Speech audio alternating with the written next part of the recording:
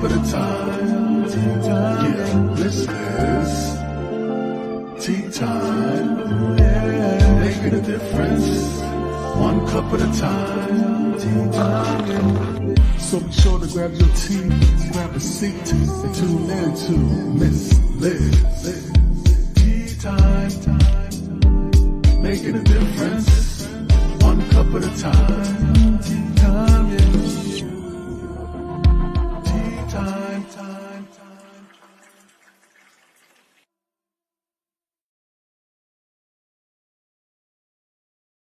Oh, welcome to Tea Time with Miss Liz. That's right. Miss Liz is running a little late. We have some energy in the house today. I'm not sure what's going on. So if you hear a couple little background noises and all that stuff, it's just the universe doing its magic stuff with Miss Liz again. So I want to welcome everybody for joining me today on Tea Time with Miss Liz. And today I have Doc Tovah Goldfine in the house, and she's all the way in Israel. So that's right. We're going to be traveling today. So this afternoon, Israel, tonight, United States. That's just how we do it, right? With this magical little rocking chair that Miss Liz has in her tea room. So before we get started, we're going to get you over to Miss Liz's YouTube channel, ring that little doorbell, and check out all the incredible interviews that are there. You can watch them at any time in your home, in your car, at an event. Share it with a neighbor if you feel it resonates with somebody, because that's what Tea Time is all about. It's about sharing is caring, and sharing is healing. So we all make a difference when we share that cup of tea. Now, today's tea time that we'll be talking about is chronic pain and autoimmune disease recovery. And the tea that we'll be serving is tenacious, evolving, and authentic. So that's the tea we'll be serving today in the house. So if you have any questions or comments or anything like that, please leave them in the comment section or directly send them to Miss Liz, and I will get them out during the conversation if they're related to today's conversation. So before we get started, we're going to do all the good stuff. We're going to do a disclaimer, we're going to do bio, and then we're going to get Doc Tovah in here, and we're going to have some good, strong cup of tea, Miss Liz style. Disclaimer for Miss Liz's Tea Time live show. Miss Liz, myself, is going live using StreamYard. Before leaving a comment, please grant StreamYard permission to see your name at StreamYard.com. Please be advised the content brought forward for any Tea Time show hosted by myself, Miss Liz, is always brought forward in good faith. However, may bring forward dialogues and opinions that are not representative of my platform. The facts and information are perceived to be accurate at the giving time of airing. All Tea Time guests and audience participants are responsible for using their good judgment and taking any action that may relate to the discussion. The content brought forward may include discussions for some where they may be emotionally at risk. It's significant to know that this show is engaging in discussion forums only to offer and inspire awareness and connection, and is not providing therapeutic advice unless we have a professional in the house. If you have any questions about the disclaimer or the panel's discussion, you may freely contact Miss Liz through my email at bookingmissliz@gmail.com. Moving forward, should you choose to voluntarily participate in today's show in any aspect, I myself, Miss Liz, welcomes you. And should you decide that the show is not made for you at this time, I respect those wishes, and we'll see you at a later show at a later date and time. And again, regular days for Tea Time are Thursdays, 3 p.m. and 7 p.m. Eastern Standard Time. If you see a Tea Time on a Monday, Tuesday, Wednesday, it's a surprise, rescheduled, or a special Tea Time that has popped up and needs to be on Tea Time. So now a little bit about my guest. Well, today I have Dr. Tovah Goldfine is dedicated to mind-body education and healing of TMS, which we'll be talking about, chronic pain relief, autoimmune diseases, and stress illnesses. She's a specialist in neuroplastic methods using the state-of-the-art PRT, pain reprocessing therapy, to help many patients recover. Weekly on her Facebook Live broadcast, she provides a platform for doctors, therapists, scientists, and authors to share their insights and expertise, fostering a community dedicated to healing. Dr. Tovah talks with individuals who have successfully healed from chronic pain and autoimmune diseases, sharing real-life stories, success stories, and inspiring hope for others facing similar challenges. Dr. Tovah is 40 years of practice in chiropractor and rehab, gives her greater knowledge and more insight to how the mind and body heals. So let me get her in here and let's spill some tea together. Welcome, Dr. Tovah. Happy to be drinking tea with you, special lady. It took us a while to get here, but we're here, right? Yeah. So let's get started. I'm going to take you way back. So who was Dr. Tovah as a little girl, and who is she now? So, yeah, so Tova means good in Hebrew. Tova. Tova Tovah. means good. Like people say Boker Tov or Lila Tov or good night or so Tova. It's a Hebrew word, but I was born in Philadelphia as Terry, and I Oh, changed my name at some point, took on a Hebrew name, which means good, and I try to live up to that. Um, so I was born in Philadelphia, and in my 50s, I'm now 67, and in my 50s, I decided to have a paradigm shift and move to the Middle East with a daughter of mine and then another daughter, and came with my son-in-law, and now I'm here with my grandchildren and my family. And we're not going to get into politics. We're going to talk about healing right now. So who were you as like a little girl? Like, what did you Well, experience? I relate to you, Miss Liz, because we all have our trauma. We all have our drama. I'm a grandmother. I was married, once or twice. So we all, like take our ball and chain, and it really depends on how high we carry it and how we, let me say it this way. We're not here to blame our parents, because blame doesn't get you anywhere. We're here to be responsible. And I think parents do the best they can. And ultimately, I'm a spiritual person. I live a God-centered life like you a bit. And I really believe that forgiveness is the way, and gratitude is the way, and compassion is the way. So I grew up a little bit rough times as well. And I kind of consider myself a flower that grew out of a pot of manure, and I'm blossoming. And my parents did the best they could, but I was searching for God and searching for Jesus and searching for gurus. And I was always searching for something and that led me to go to college. I dropped out. I traveled to Israel. I did this, I did that. And then I eventually in my 20s, late 20s, went to chiropractic school. My mother had multiple sclerosis growing up. I was 11 when she got sick. And so that changed the trajectory of my life. And I was always sort of wondering why she got sick and, why her. And so I understood a lot going to chiropractic school. Chiropractic is, it's like a degree, like a dentist is a doctor of dentistry, a doctor of the teeth. A podiatrist is a doctor of the feet. I have a doctorate in conditions of the spine or the muscular system or the nervous system. And it's like a 6 or 7 year program. I went to school in South Carolina, originally from Philadelphia. I think I said that. And it's an amazing career. It's an amazing thing. You work on people, you use your hands. It's no medicine, no surgery. I'm very gentle chiropractor. I do a lot of massage. So all that led me to wanting to understand pain. And, pain, you get kicked or you put your hand on the fire, that's pain. You pull your hand away from the fire, you put a Band-Aid on. Band-Aids heal, by the way. You get better, but there's a lot about chronic pain that doesn't go away from surgery or medicine. There's enormous amount of chronic pain in the world. And I'm not going to throw statistics at you, but I am going to say that chronic pain is not normal. The body heals. The body gets sick and the body heals. The body's constantly regenerating, constantly. We get it cut, it heals. We even watch it heal. I mean, people know about the human body. I mean, I asked the question, how do we make babies, and a sperm and an egg come together and make a baby? Like, this human body knows what it's doing without me telling it. My heart's beating, my stomach's digesting, my liver's functioning, my kidneys are processing. It has an innate intelligence. And so that led me to love chiropractic, which is about the nervous system, like really getting things working, having your innate intelligence, the inner ability, for your nervous system to work. And then I thought, years later, I started to think, well, wait a minute. The disc is not the problem. The muscle's not the problem. It's something in the brain, Liz. It's something in the brain. The brain has learned pain. The brain has become habitually protecting. And most chronic pain is the body protecting. We feel punished, but it's the body protecting. Now I'm going to dialogue with you. So that's the elevator pitch.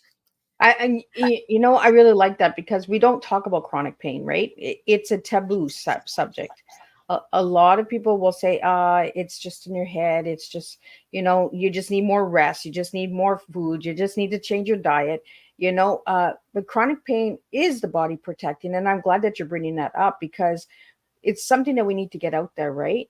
And we talked about it in conversations between us before today as well, about how the mind takes care of the body, how it protects the body, and that. And that's why I really wanted to get you on here, was because this is a conversation that we don't have in today's world, is how to protect our bodies and how or to understand why the body's protecting us when it feels wrong, it feels counterintuitive, it hurts. But we have a lizard brain. Remember, this brain is a piece of flesh. It's a very, very sophisticated machine. We're not talking about like somebody living in there. This is a machine. This is a piece of really like a brilliant organ that has come from however long the world has been. We're all debating that, depending on what religion you were debating when the world started. But more important is our brain has developed brilliantly, different than in animals. And it was a protective brain, and it's been developed. I'm not going to get into that because it's more scientific, but our brain, when it protects us, when I put my hands on a fire, that's my brain. Yep. Thank God I crossed the street and there's a red light and I stop and I think, oh, and my brain. So we have to think about the power of the brain and what it does to protect us. We also have to understand our unconscious mind. The brain, let's say, is our conscious mind. And the unconscious mind is like, we think it's like something deep inside of us, like some kind of, like Mary Poppins bag or something of thoughts. But the unconscious mind is the body. And this has been scientifically researched. The unconscious mind is the body. We call it unconscious mind. And there are thoughts that we think, oh, it's my brain thinking. It's the unconscious mind and a whole nother set of neuroscience that kind of creates the thoughts from our experiences, our behaviors, our actions. And we may not be able to control that, but you and I know we can always control our response to anything. This is power. Right. And the research is, this is the bittersweet. We have 1,000 thoughts a day, let's say. Now, 999 of them are repetitive, and 995 of them are negative. Now you say, well, wait a minute, then how can I beat that? Well, that's just our lizard brain protecting us. Wait, hold on, protect. What? Stop. And yet we can affect that. We can change those thoughts by being aware, by accepting, by understanding the dynamics, something we call the matrix. Like we understand and we can control our mind, which is a whole nother topic, because the mind and the body are connected. And that's this neuroplastic world and this healing that I've evolved into helping people heal themselves. And you and I know we've met people that have healed cancer and that have healed disease. And we think, oh, well, they went to meet the Dalai Lama, or they somehow saw Jesus walking on water.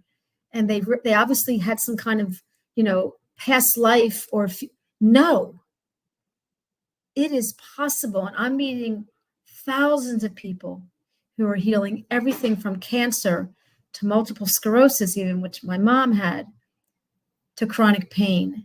And they're doing it by changing the neurocircuits in their brain, like the phantom leg. What did he do? God forbid, he got his leg cut off, but he's still feeling pain because the pain is here. We process pain here. We feel it here. I feel it here. Now, acute pain is processed somewhere else. Chronic pain is processed in the amygdala. I'm making it very basic for the listeners. It's processed in a part of the brain where also fear and anger and sadness and grief, these are core emotions. These are core emotions that we all feel. And what we've discovered is that pain, chronic pain, is an emotion.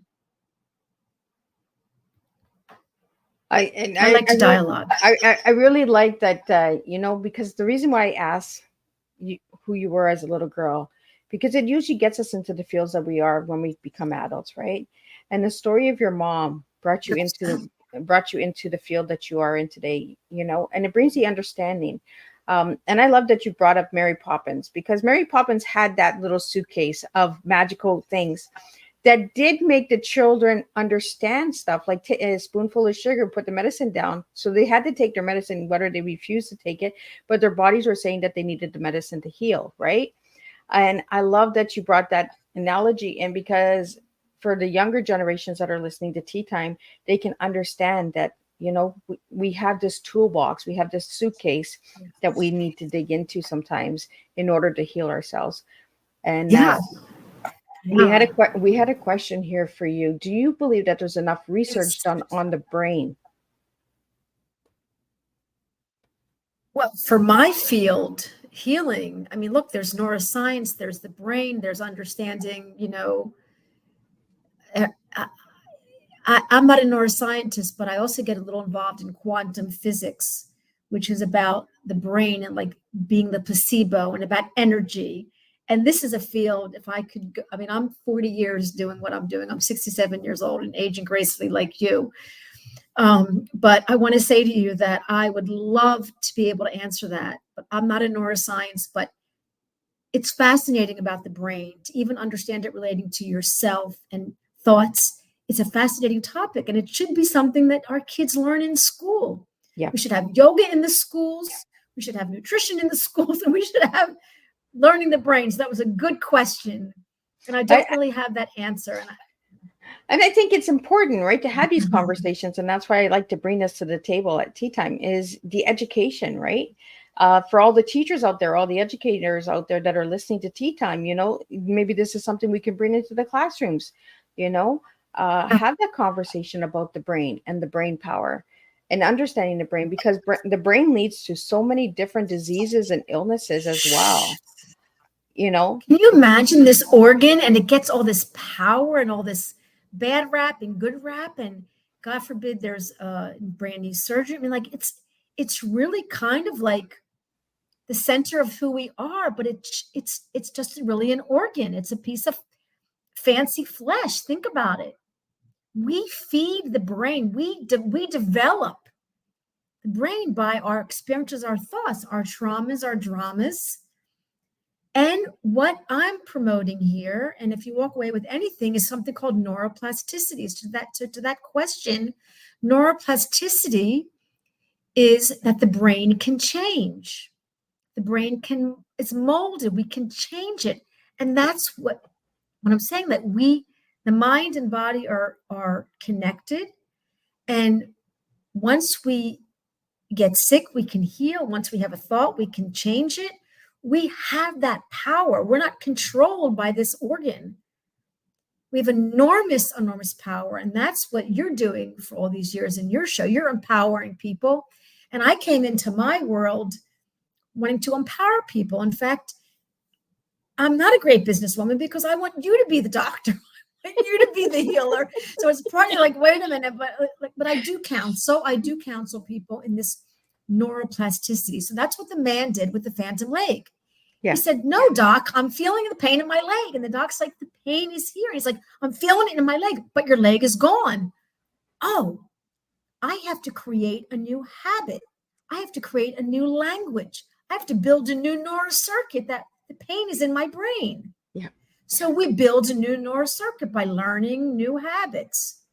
That's what neuroplasticity is. And people are healing pain and disease from having a different relationship with their body.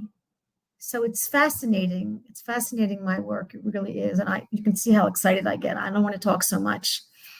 Well, Let me just tell you what TMS means. TMS is shortened for tension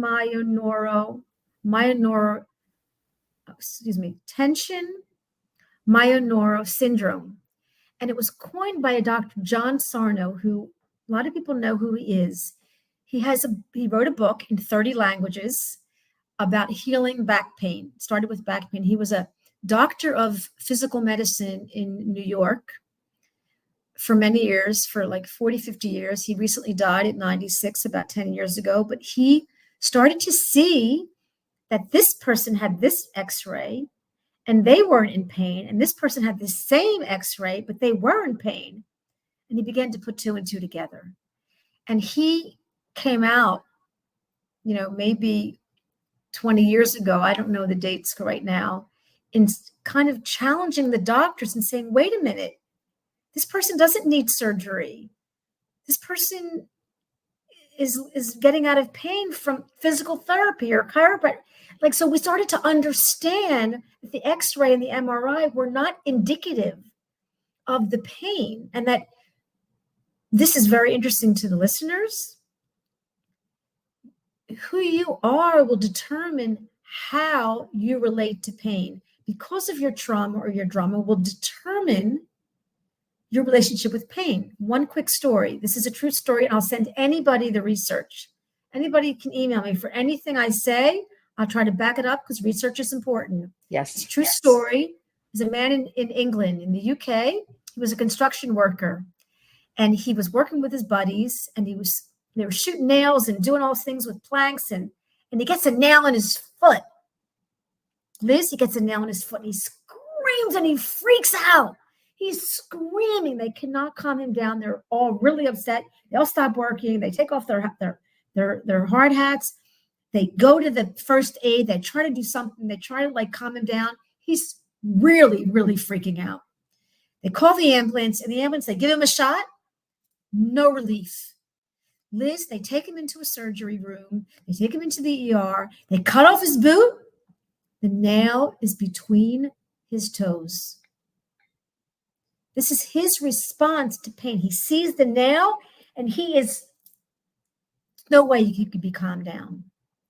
They begin to understand that soldiers from the war, if they were get shot, they were happy because they would be coming home and they wouldn't experience pain.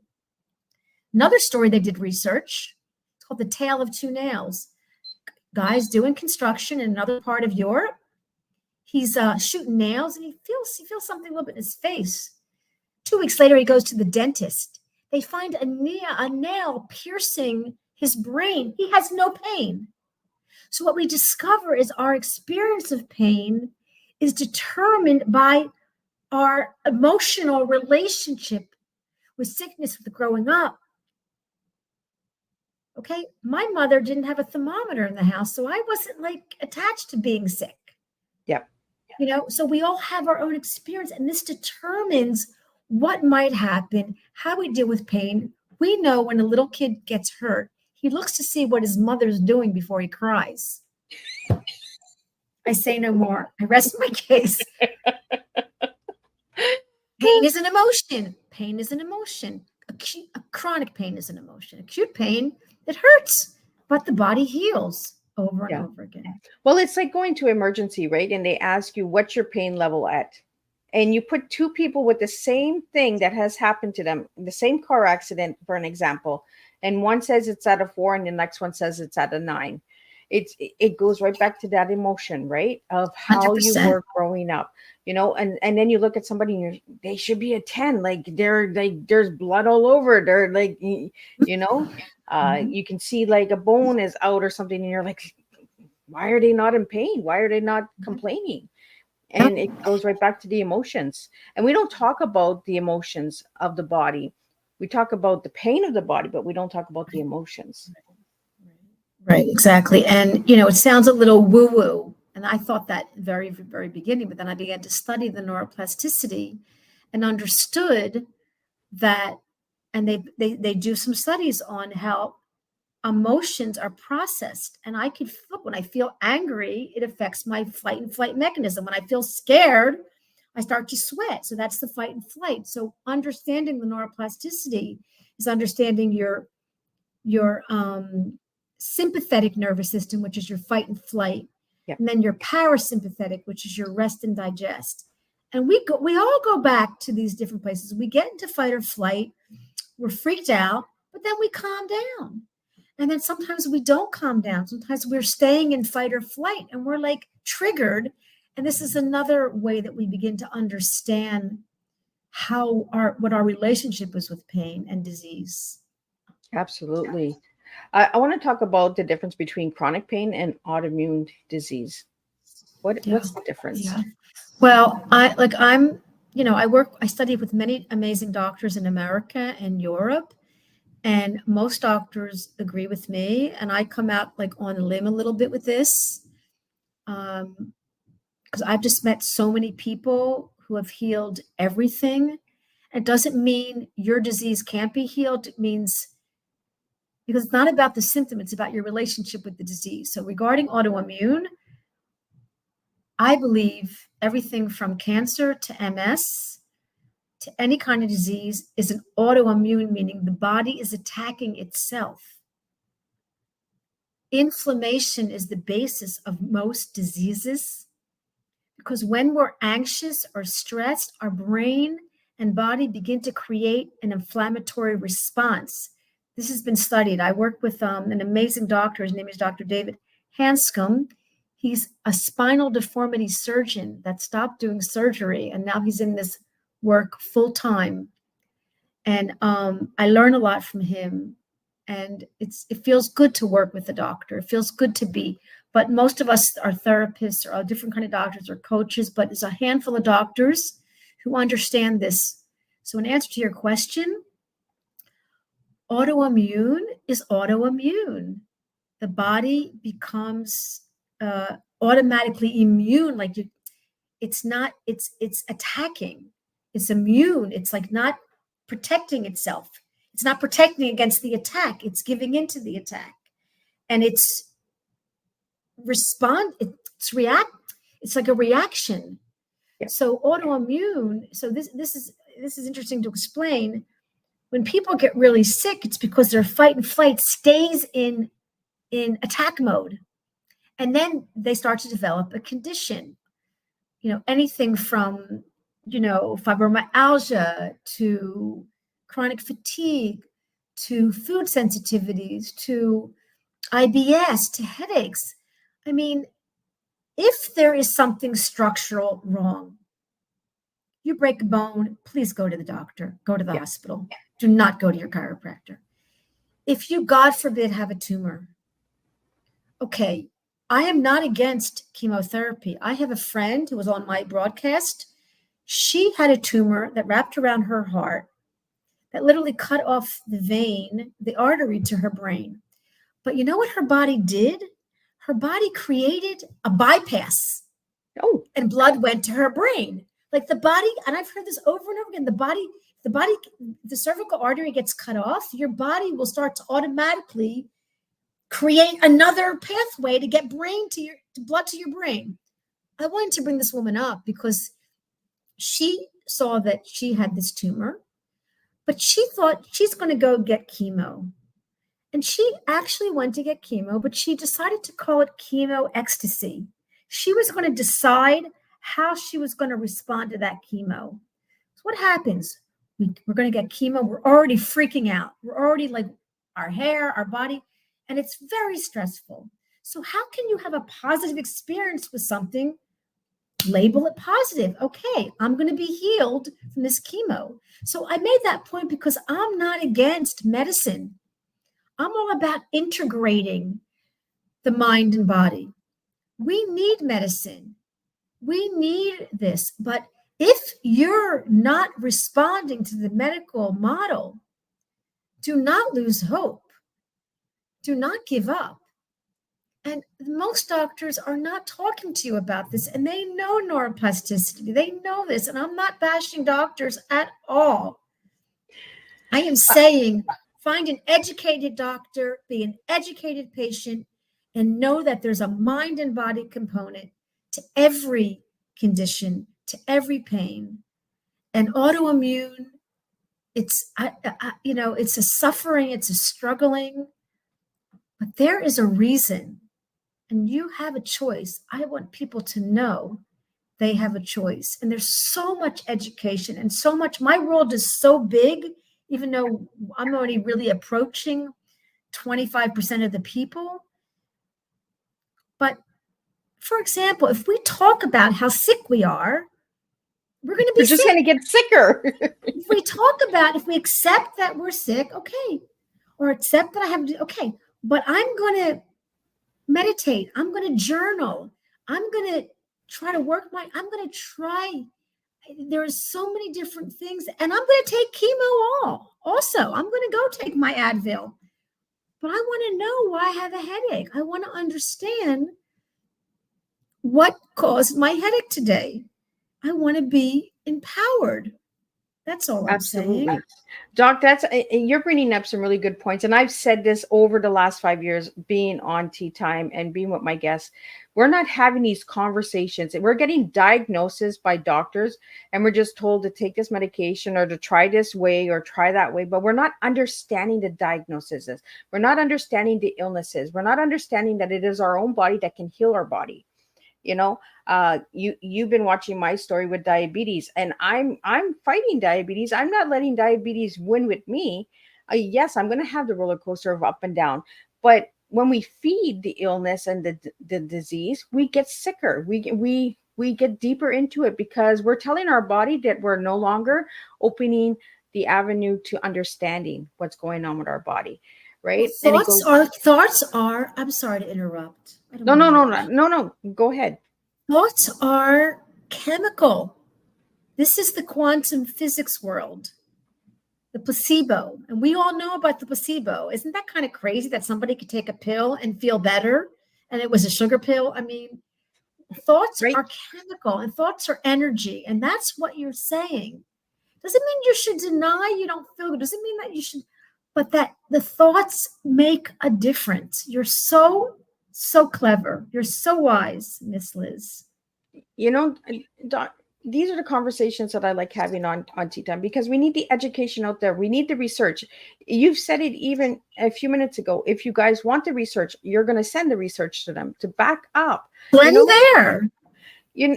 But we as individuals have the resources at our fingertips, and we're not looking into the research. We're not asking, why is this happening to my body? Why is this happening to my thoughts? Why do I feel depression today? Because we're not understanding how strong our brain cells are and how the heart bypass. Like I'm really happy that you brought that story up about chemo, and the bypass, because the heart and the brain are connected. And we're not talking about this in today's world, where we should be having these conversations. I could talk about fashion and dress up and all that all day long too, but I want to get the education out there that can change a life, that can save a life. And this is why I wanted you here, was because I want people to understand that even the word matrix, you're going to go and think of the movie right away, Matrix, instead of going and looking and understanding your own body and mind. And that's what the Matrix was doing, was telling us that it was within us. That we can heal ourselves. 100%. You are the doctor. You are the therapist. And doctors, look, you want to find a doctor who will treat you, not your symptoms. Because your symptom is just like my symptom. We're two totally different souls and minds and bodies. And there are doctors doing this. And the doctors that are not, I'm not about blaming.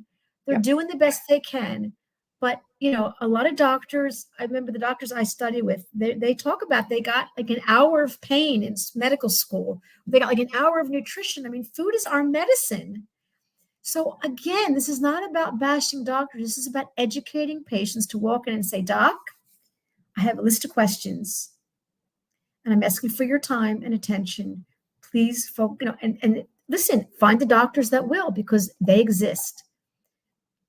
Well, I think that the issue too is the passion, right? Some people go into these fields with no passion and no purpose. So they're just giving you the medication and saying, this is what we went to school with, this is what should be working, and it's okay to question your doctor and say, well, you know what? I don't think that medicine is working. I don't think I should be taking this. It's okay to question people. It's okay to ask those questions and and build a relationship with your doctor. If you're not having a relationship with your doctor, doesn't mean that you go out on a date and take them out for lunch or anything. It means getting to understand your doctor, if they're the right fit. Like that's what you're saying, Doc, is you're saying that, find the right fit. And, doctors are short and scarce because of what has happened in the last couple of years.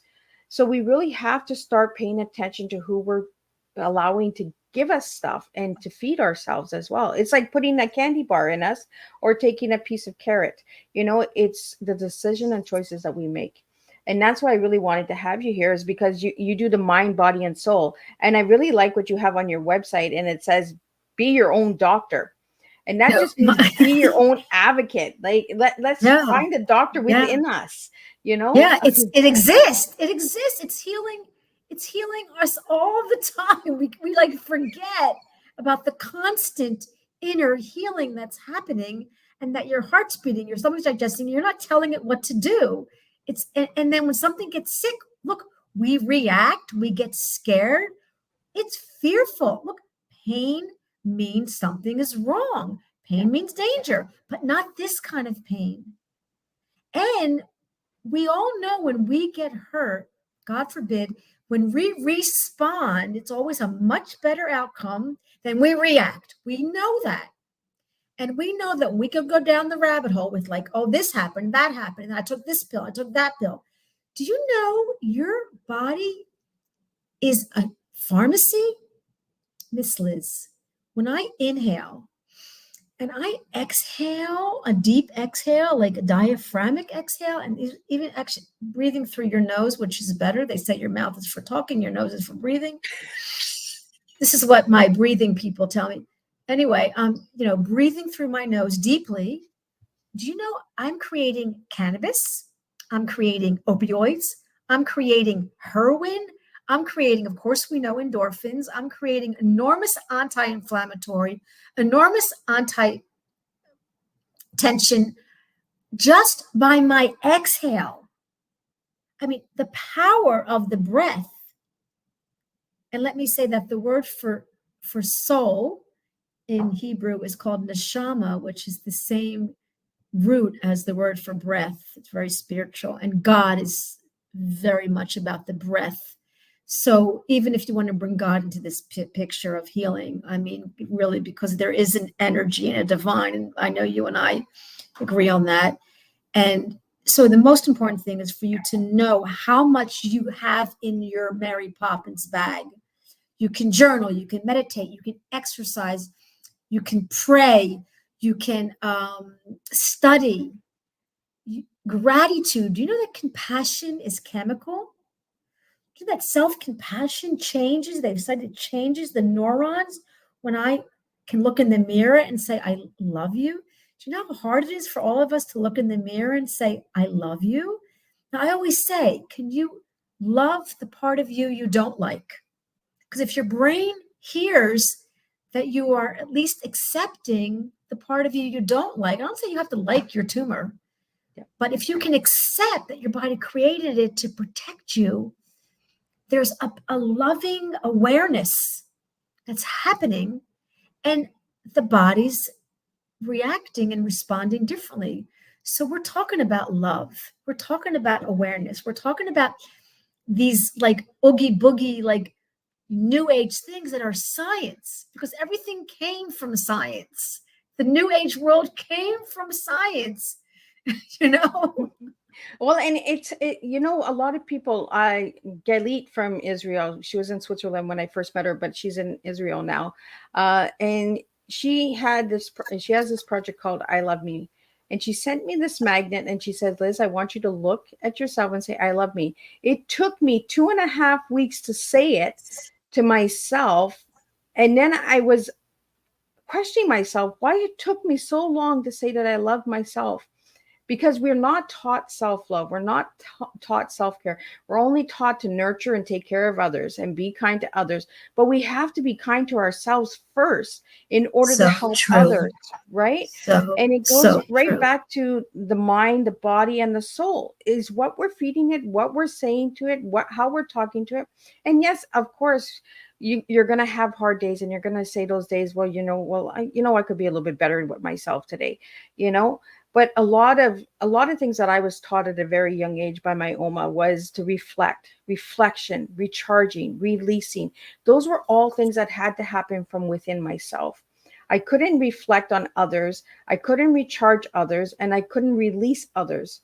Now, letting go of others, that's different. But I mean, it had to come from within. It had to be what was strong and what was making me continue on, and we've talked about this many times, believing in the spiritual divine universe. Like, even before we went live, we had some issues with sounds and whistlings and water sounds, and it was like the universe was saying, not yet, we're gonna get there, but not yet, just pace yourself, girls, we're gonna get there, Or that you're human, and don't expect perfect. Perfect is God, and don't you dare try to play God.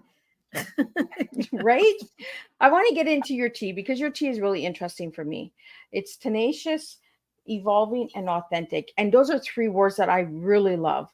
So tell me why you gave me those words, Doc. Oh my God, you asked me the amazing questions. I love you're such a great host. Tenacious. Well, first of all, I'm born in July, so I'm a Cancer, and there's like they talk about the crab being tenacious, and I'm a bit tenacious. I'm a bit like I can be annoying. I can be a bit annoying, a bit obnoxious, a bit like much, but it's if I channel it to serve me, it can be wonderful quality. So I am tenacious and a little bit relentless and not giving up. Authenticity. I didn't own that word for many years. I had to own that word, and I had to fall and get up and fall and get up and get bloody noses emotionally, and get married once or twice and really learn about my relationships with myself and people in my life. And I think I wasn't being authentic. I think I was being someone that I thought I should be. And none of us are, we've all gone through that. We've all taken a bullet for that part of our lives. And that was a big part of my life, because I didn't maybe see it growing. I didn't see authenticity growing up. So I had to learn the hard way, not from a tumor, thank you God, but from relationships. So it took me like in my 50s to really feel that I could really be authentic and honest. I call it like honest with, like naked with my clothes on, I call it. Intimacy is not like in the bedroom. It's really being able to talk to somebody. And part of me is shy and part of me is introverted. You wouldn't believe it. And I think that's this part of me that is insecure. And, I go on live each week and I do a show, but I'm behind it. I'm really insecure. And I think, well, this is a part of me. Hey, I always like to say, Miss Liz, I'm very secure about being insecure. I like that. I'm very, and I think owning up to that we're human and that we fart and burp like anybody else, I think it's very important. And that's authenticity. Well, I think authenticity comes from maturity, right? You say that 5 times, Liz. It comes with maturity, because we have to go through the ups and downs in life. We have to go through the falls. For me, it was many years as well, Doc, to understand what authentic really meant. It wasn't about being liked and loved and being on the spotlight or anything like. It was being authentic with myself. And being mature, coming to the maturity. And that's why I love those words that you gave me, because I was just like, wow, she gets it. Like, she got the maturity. She got the, And evolving, that is something that I see that you do with your work. You evolve, you change, you have the recovery, you have the tools and the research to back it up. And that's what evolving is all about. So tell me what you think of evolve. Well, very good. I'm so happy you asked me. I have a friend who's a colleague who's has a podcast. It's in Hebrew, but it's called Evolve or Die. And I Oh, just love that because if we don't evolve, we will wither away. And that's really even about with anything in the world. We don't have to change ourselves. We don't have to change who we are. We're born, we grew up, and from age 1 to 7, we're developing who we are, and then we're coasting. And then so many of us are into self-help, myself as well. We're always doing this and changing and evolving. But ultimately, it's about evolving or growing into a better you or accepting you. And I actually, I love the 12-step work. And I love it because you have to accept who you are in order to change. And sometimes acceptance is a little bit, okay, that might be hard for me because of all the things, but evolving is movement.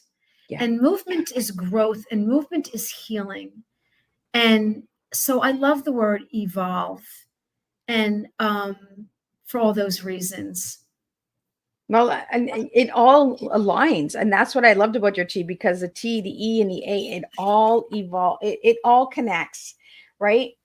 And tenacious is a good word. When I first heard that word, I thought people were insulting me, and I was like, what is that word? Like, what does that word Yeah, mean? yeah. But I had to understand it, right? And that's what life is about. We have to understand our brains. We have to understand our hearts. We have to understand our thoughts, because our thoughts do make a difference in our lives and really do create a healing process and recovery and stuff like that. You do offer some incredible services. Do you want to share a little bit about those services Yeah. that you Well, have out first there? of all, it's like to all the people that, like, well, why do I have to pay for healing? And why isn't it covered under my insurance? And I'm heartbroken about that. I had to go to lots of therapy to learn how to charge and value myself. And I always say to my clients, if I were to give this to you for free, do you think you would get better? Do you think you would value the work? Do you think you would be accountable? So there's always this interesting thing about healing and a business. And I remember all the stress I went through after graduating chiropractic school. And then I had to go take business courses. And I was like, no, no, no. So I am still in a bit of conflict and evolving with a business, but it is a business. I have a therapy business. And what I do is I internationally consult with people who want to learn the tools and methods of self-healing. I teach them to be the doctor. I'm like, at some point, you're going to not need me. You be the doctor. Save your money. But I do have a consulting practice and we meet on Zoom. I do it internationally. And here's the thing. I want to say this about the financial part of it. There are so many resources and so much, Dr. Google, there was so much out there. And the first thing I say is take this, take the book, read this, watch these movies, you do it. And there are a lot of people who self-heal. They read a book, their symptoms change. This is possible. And I was like, you do it. Yeah. But I know for me, I tried to budget for 20 years and could not budget and kept messing up at the bank and going into the negative and doing this and doing that. And finally, I hired a financial advisor because I needed that support. Yep. Now I go to the gym and I work out. I don't need that support. But when I study languages, I cannot do it. I'm smart, but I'm not good at languages. I have to hire someone. I have a financial advisor because numbers stress me out. I get triggered around numbers, So here's the thing. Please go and heal yourself. I will send you enormous information. Email me. But if you need a coach, you need a cheerleader, you need a kick in the backside, then let me guide you. Yep. I will not fish for you. I will not feed you. I will not give you the fish, but I will take you and make you fish. And then you will not need me, because that's my job. Yeah. Not to create codependence, to create interdependence. So I have a consulting business internationally, and I always give complimentary calls. If somebody wants to just talk with me, listen to me, I meet you on a Zoom, complimentary. You want to work with me, we figure it out. I do have insurance coverage because of my chiropractic degree. So there sometimes can be coverage depending on your private insurance. Locally, I have a chiropractic practice, a small practice. I'm a very gentle chiropractor, and I believe in chiropractic because the body was made to move. And when things get stuck, sometimes you need a few adjustments. But I'm also about stretching, yoga, breathing, getting to the gym, walking the stairs, not taking elevators, parking far away. Why do we park in the parking space closest to the store? I think about parking far away in honor of my mother, who was crippled. I do think that way. And you don't need a crippled mother to think that way, but fitness in. Your kitchen can be a gym.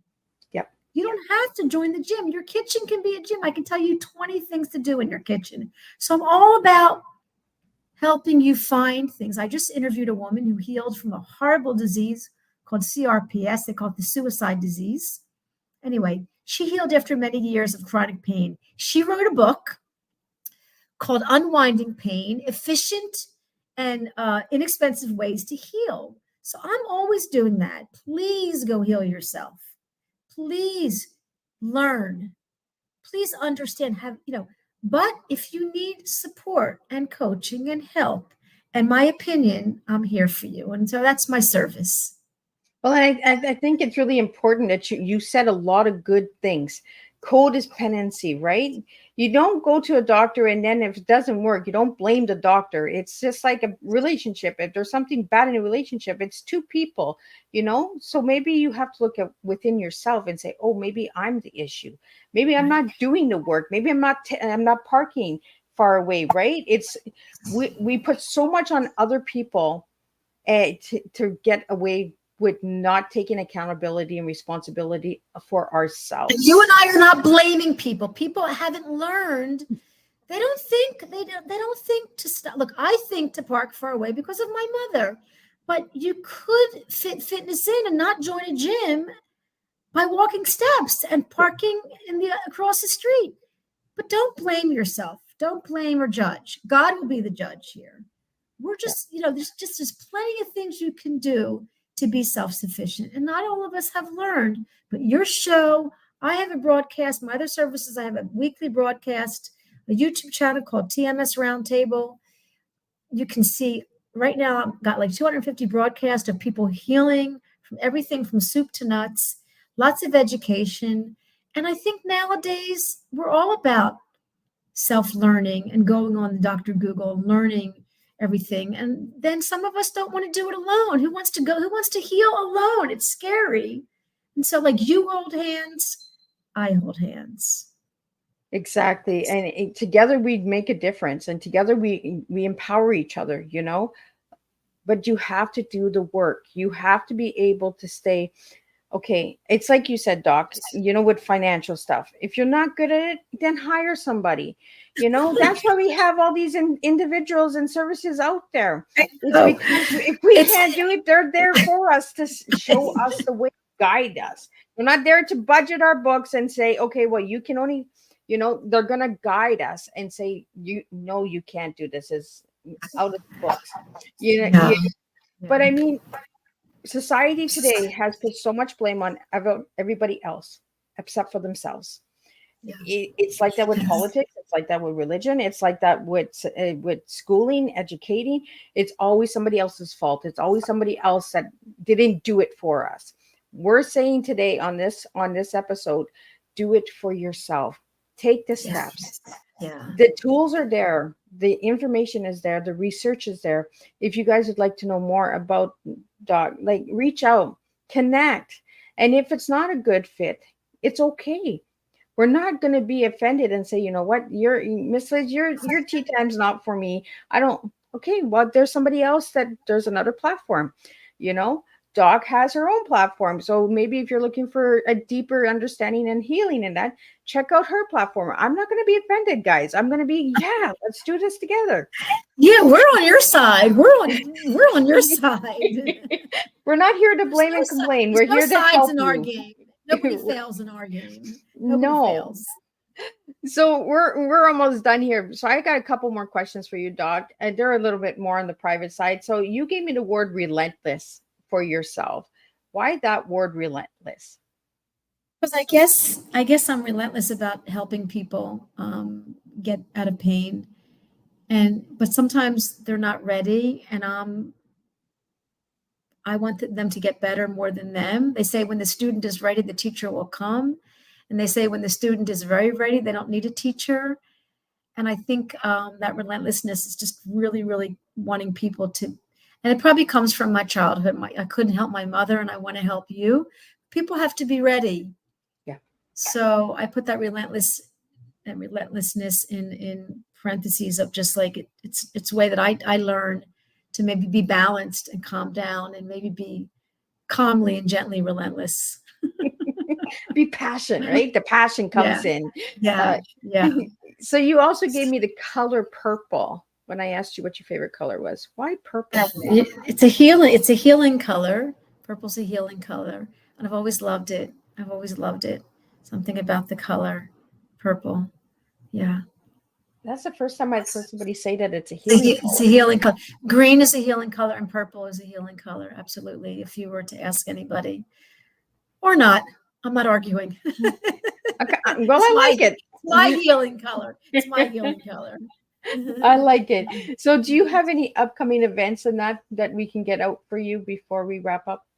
Well, actually, no. I'm just a simple doc, mom and pop doc, and I have my show. I broadcast also every week. It's very exciting. I meet amazing people who have healed and doctors who talk and scientists and authors. And no, there's nothing big coming up. Just waking up every day and being grateful. And I'm just thrilled. I mean, you had to schedule me like 6 months ago. That shows how busy and how amazing you are. And I am in awe. I'm in awe to be like sitting here with you. You're just really so professional, and your social media is amazing. And, you're on the ball. And I am really, really honored to be in this little safe room, this place with you, Miss Liz T. And you're so clever. And see how you turned your trauma and drama into something so powerful. And everyone can do that. No one's a victim of their trauma. And everyone can look at their trauma and say, well, that was my experience. Okay, that was then. I might be scarred, but that also means I've worked hard. You've overcome adversity, and so have I. We took our adversity and turned it into something powerful, something creative, and everyone can do that. No one is a victim of their childhood, of their trauma. I know how bad trauma can be. We live in a crazy, crazy world, but there's hope, there's belief, there's repetition, there's the ability to heal. There's healing on all fronts. Absolutely. So if anybody would like to reach you, how can they reach you? And for the audio listeners, can you spell out your website? Yeah, this is it. Doc DRTOVAH. You can click on that. It comes up a little letter, and you can email me, and I'll send you. You can say, Doc, I want resources. I'm on WhatsApp. We're big on WhatsApp in Europe, and we're all over because we want to connect to people all over the world. So I'm on WhatsApp. It's an international. It's a phone app for free as long as you have internet, and we can speak internationally, and we can talk. We can WhatsApp video, but I Zoom. Like, I give everyone a complimentary call if you want to just talk with me personally about what you're going through. And nowadays everyone can find anyone. Call Miss Liz; she'll give you my email. That's what I do. I connect people. I connect the dots, right? Yeah. You're a bridge. You're a bridge. I love connecting. That is what I live for, guys. I'm a passion person to get anybody connected, if you want any connections or anything like that. And Doc, I really want to thank you for reaching out and being a guest on Tea Time, because your story makes a difference, and you bring some good educational content to the table. So for any of the listeners out there that would like to know more, please check her out, check out her website, check out her services, and have that conversation, and maybe have her as a guest on your podcast or your show or channel, because I know some people have channels, some have podcasts, some have talk shows, so all of that good stuff. And we will be back tonight at 7 p.m. Eastern Standard Time with a returning guest from season 3 and 4, and she'll be here for season 5. And we're going to be talking about the importance of literacy for humanity with children's books, because we think that humanity has a long way to go, guys. And through literacy and storytelling, we're going to make a difference, and we're going to serve some real life stories and tea and words and all that good stuff on Tea Time with Miss Liz. So until 7 p.m., I will wish you guys all a good afternoon, a good evening. And if you'd like to know more about Miss Liz, just check out Miss Liz's websites and platforms. And I'm just a cup of tea away for all of you guys out there. Until then, I'll see you at 7 p.m. with the second Tea Time of this week. Thank you. Bye.